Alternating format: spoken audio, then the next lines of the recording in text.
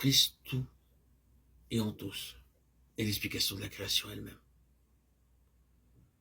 Je ne vous apprends rien en vous disant que cette épître aux Colossiens nous le déclare sans embâche au chapitre 1er. Nous y lisons en effet qu'en lui ont été créées toutes choses qui sont dans les cieux et sur la terre, les visibles et les invisibles, trône, dignité, domination, autorité. Tout a été créé par lui et pour lui. Il est avant toute chose, et toute chose subsiste en lui. Colossiens 18, 3, 11. Voilà donc une proposition assez vaste, qui établit clairement que c'est en Christ qu'il faut trouver l'explication de la création tout entière. Pourquoi la création? Pourquoi Dieu a-t-il choisi par Christ, mis l'univers sur pied?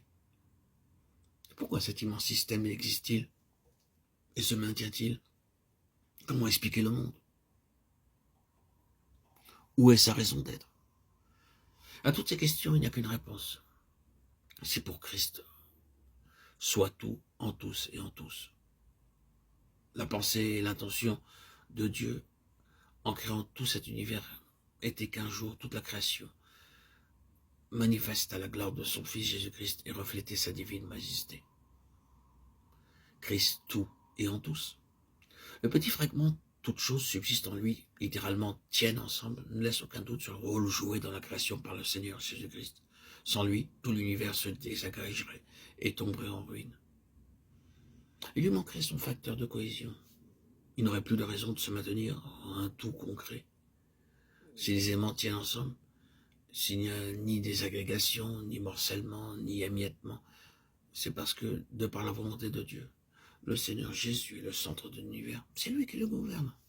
C'est lui, le Fils de Dieu, qui explique la création. Car sans lui, il n'en aurait jamais eu. Faites abstraction de lui et la création n'a plus d'objet. Elle perd sa raison d'être. La pensée centrale et directive de Dieu à l'heure de la création de toutes choses fut que cet univers devint une expression de Jésus-Christ afin qu'il soit tout et en tous. Après tout, qu'en avons-nous de plus, pourriez-vous dire? Si la chose vous laisse froid à ce point, voici qui va peut-être réchauffer votre intérêt.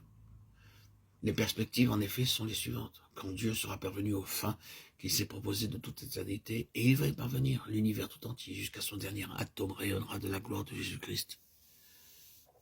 N'est-il pas là de quoi nous réjouir? Quand nous trouvons notre enfant de Dieu dans une de ces rencontres bénies dont le Seigneur Jésus est le centre, et où toutes nos préoccupations sont absorbées par une commune contemplation de sa personne, que ne donnerions-nous par quelquefois pour prolonger un peu? Mais non, il faut s'interrompre et retourner dans le monde.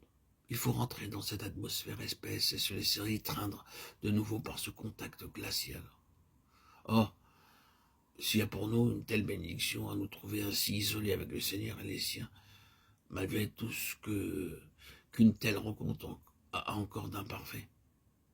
Que sera-ce quand se lèvera pour nous le jour éternel, où il n'y aura plus besoin de retourner dans le monde le lundi matin, quand nous ne pourrons rien toucher sans entrer en contact avec le Seigneur Jésus, quand l'univers entier sera plein de lui, Christ, tout, en tous et en tout. Le voilà l'objectif de Dieu, c'est là. Ce qu'il a décidé, l'univers entier sera un jour une expression de Jésus.